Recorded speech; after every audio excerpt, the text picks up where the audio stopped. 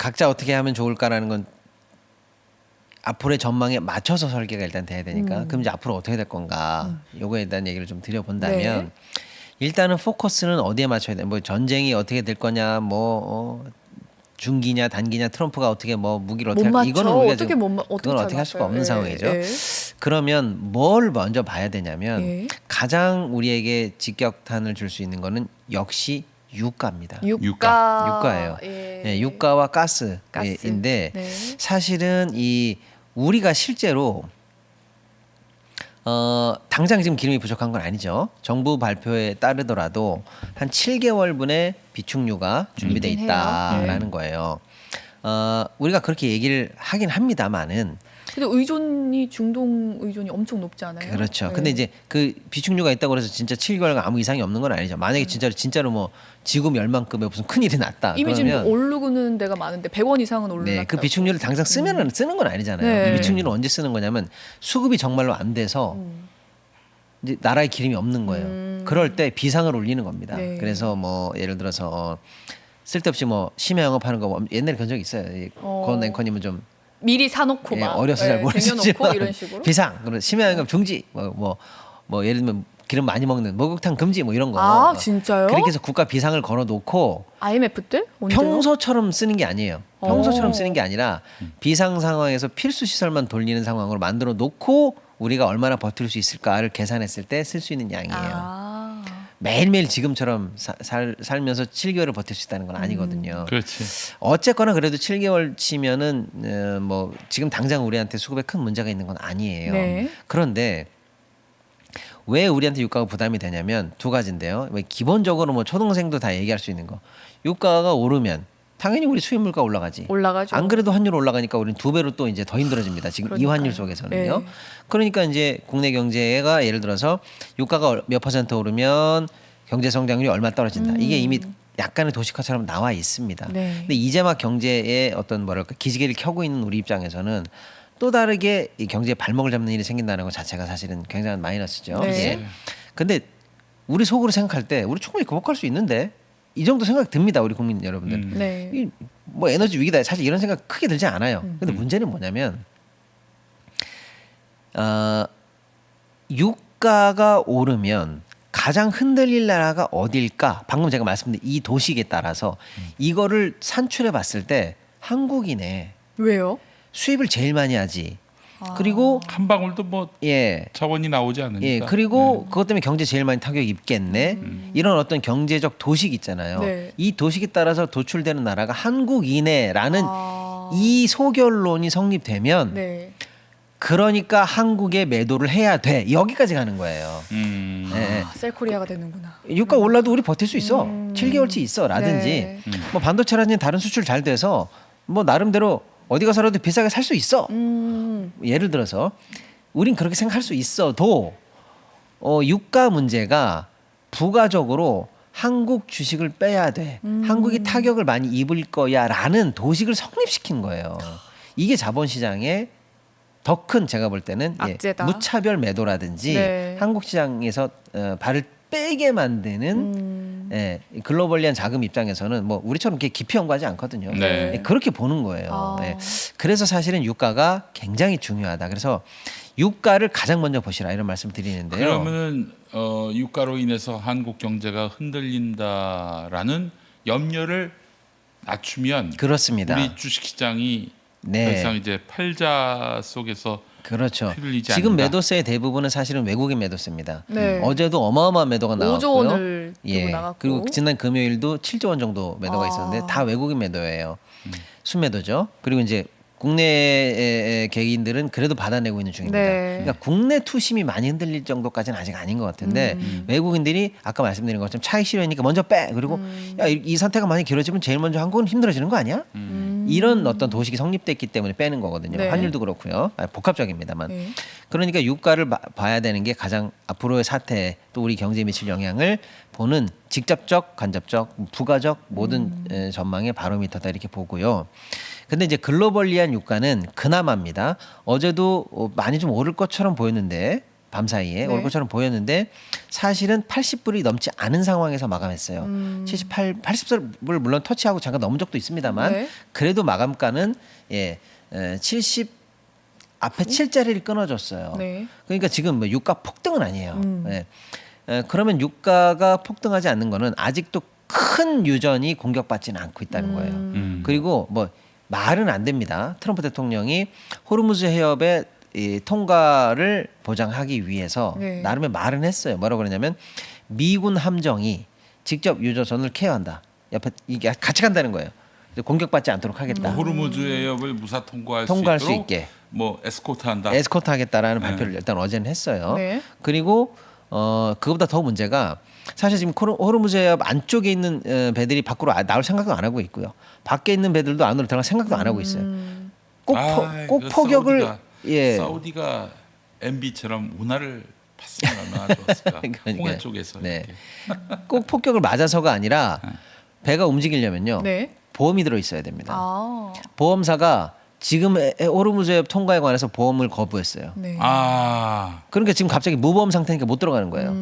그러니까 이제 미국이 우리가 보증하겠다라든지 또는 우리가 에스코트 하겠다 물리적으로 네. 이런 얘기를 하고는 있습니다만 네. 현실성은 아직은 떨어지죠. 예, 그렇다고 그래서 그럼 미국 배 에스코트 받아서 들어가는 용기 있는 선박이 있겠어요? 예를 들어서 아직은 없죠. 네. 그러니까 유가의 바로미터가 아직은 뚜껑을 열고 상방으로 치닫고 있지는 않는데 호르무즈 해협이 정말로 장기적으로 봉쇄될 건지 그리고 유조선과 관련한 피해를 정말로 이란이 일으킬 건지 네.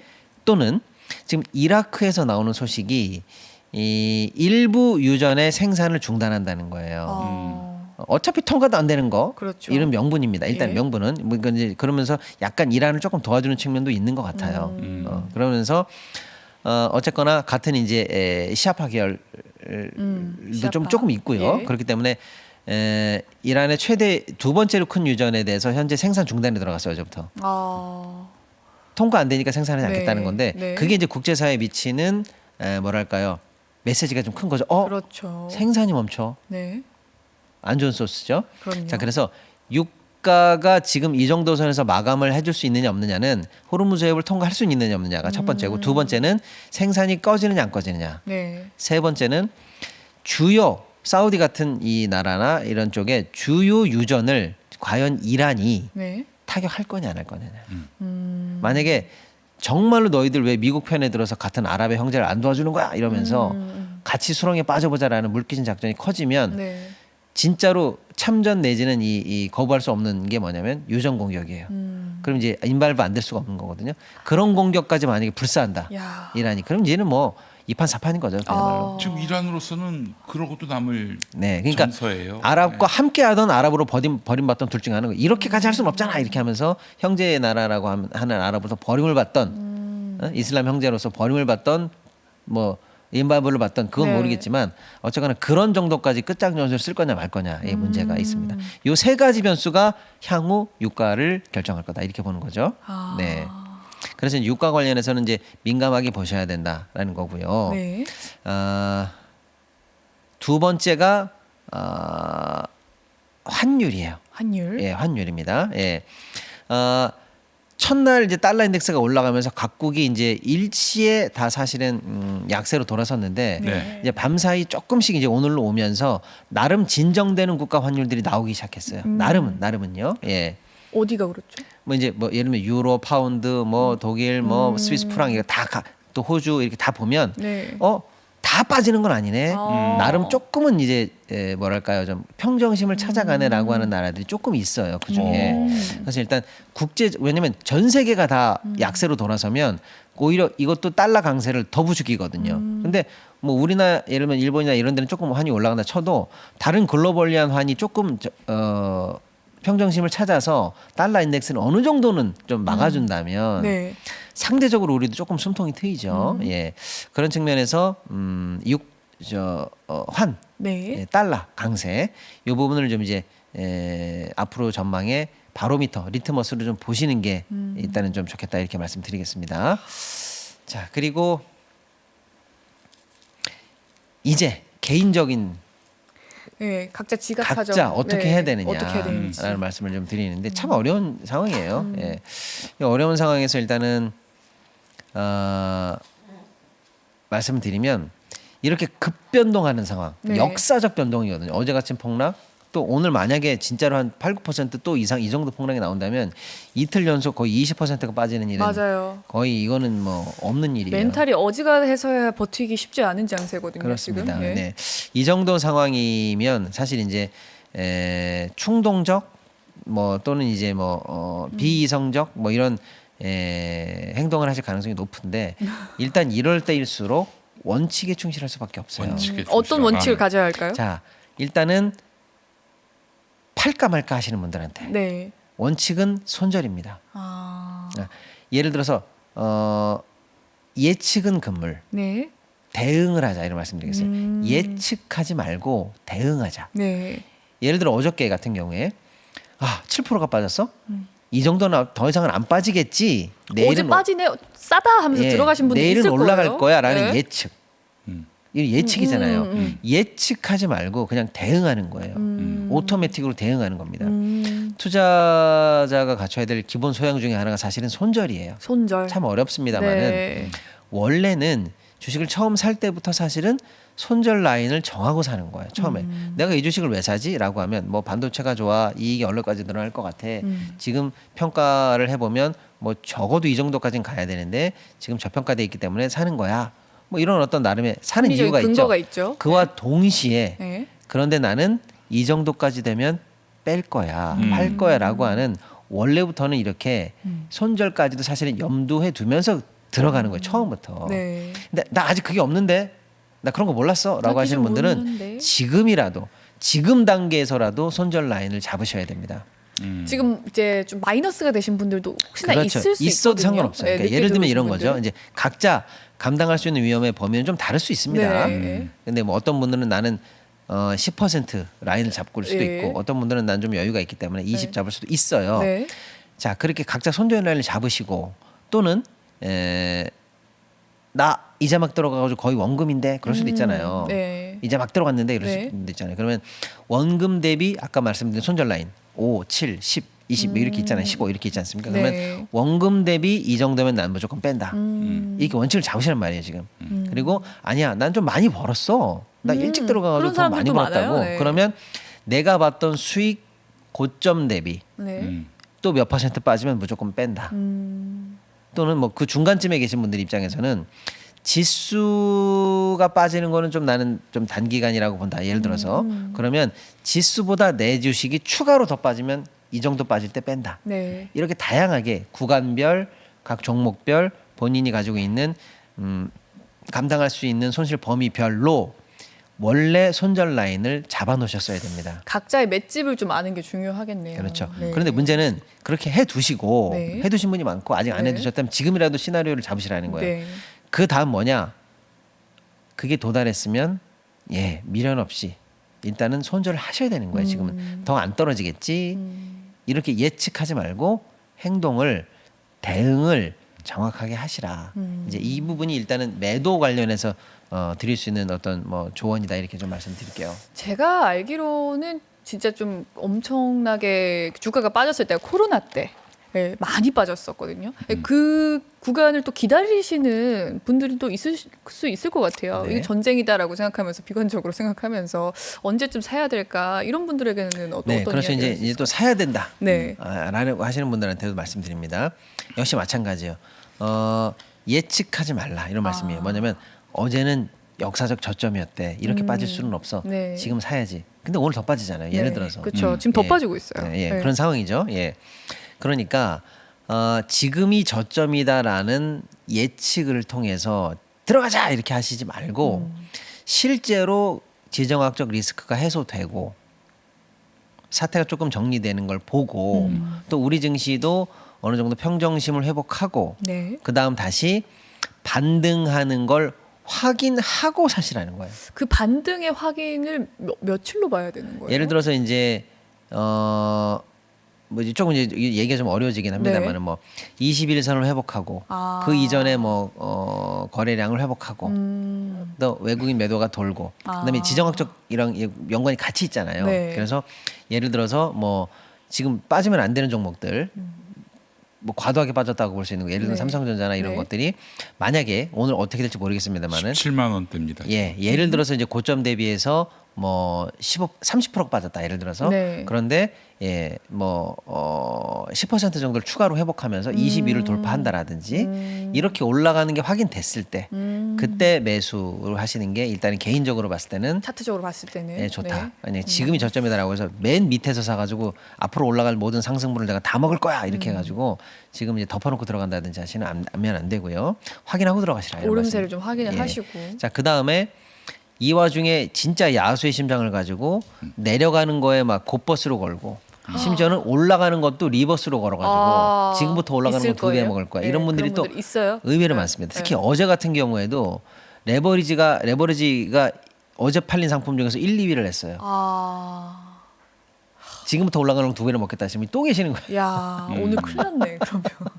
그렇죠. 그러니까 네. 지금은 변동성이 큰 구간이기 때문에 네. 그야말로 도박적인 어떤 그런 배팅 이런 거는 확실하게 자제하시라. 근데 그런 얘기 누가 못해. 교과서 같은 얘기. 알아요. 알지만 못해. 이런 장에서는 네. 그 얘기가 맞아요. 네. 이런 장에서는 그렇게 원칙적으로 하시는 게 맞습니다. 이런 장에서는 과감한 배팅이나 패닉에 따른 뭐 이런 게 아니고요. 네. 원칙대로 하시는 게 이런 장에서 오히려 여러분들의 수익을 지켜줍니다. 네. 개인적으로는 일단 요 정도까지는 말씀드리고요. 네. 다만 이제 우리 시장에 대한 펀더멘탈 관련해서는 한 말씀 좀 드린다면 네. 아직 이상 없다는 판단을 저는 하고 있어요. 음. 예, 반도체 지금도 잘 팔려요. 지금도 잘 팔리고요. 그렇군요. 예, 낸드 가격도 어저께 또 갱신했어요. 최고치를. 아, 진짜요? 예, 그리고 지난달 말 기준으로 2월 말 기준으로 발표됐던 여러 가지 수출 실적들, 반도체 수출 실적들 또 최고치예요. 야. 이상 없어요. 이상 없고 더군다나 지금 이 주가는 빠지는 상황에서도 이익은 계속 늘고 있는 상황이에요. 그럼 뭐예요? 점점 안 그래도 지금 더 고점을 이제 높이면서 네. 목표가를 올리고 있는 중이었는데 갈 수 있었는데. 예, 그것조차도 사실 싸기 때문에 올린 거거든요. 지금 더 싼 구간에 진입한 거잖아요. 아, 네. 그러니까 사실상 그 이번 전쟁 사태를 막기 전까지 봤을 때 유효하게 한국 시장을 전망했던 다양한 펀더멘탈들, 반도체 수출, 정부의 정책 모멘텀, 뭐 전기 전력 관련한 어떤 에너지 관련한 호재들, 예. 또 AI 관련한 여러 가지 얘기들, 또 반도체 증설, 또 현대 관련한 여러 로봇 테마들 등등등 해서 지금 관련해서 한국이 그동안 갖고 있었던 펀더멘탈 관련해서 손상받은 건 하나도 없다는 거예요. 네. 하나도 없어요.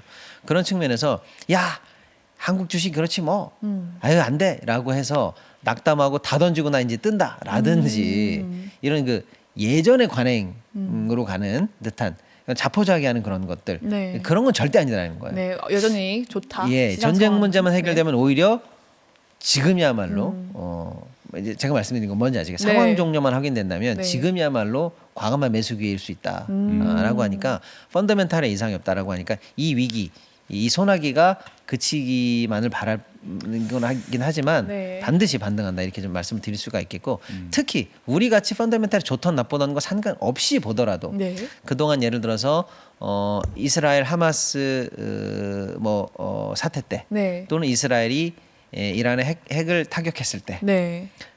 또 뭐 기존에 있었던 여러 가지 베네수엘라 사태 또 그 이전에 각종 지정학적인 문제들이 있을 때 있었죠. 그 이후에 어떻게 됐는가를 역사적으로 분석하는 수많은 자료에 따르면 네.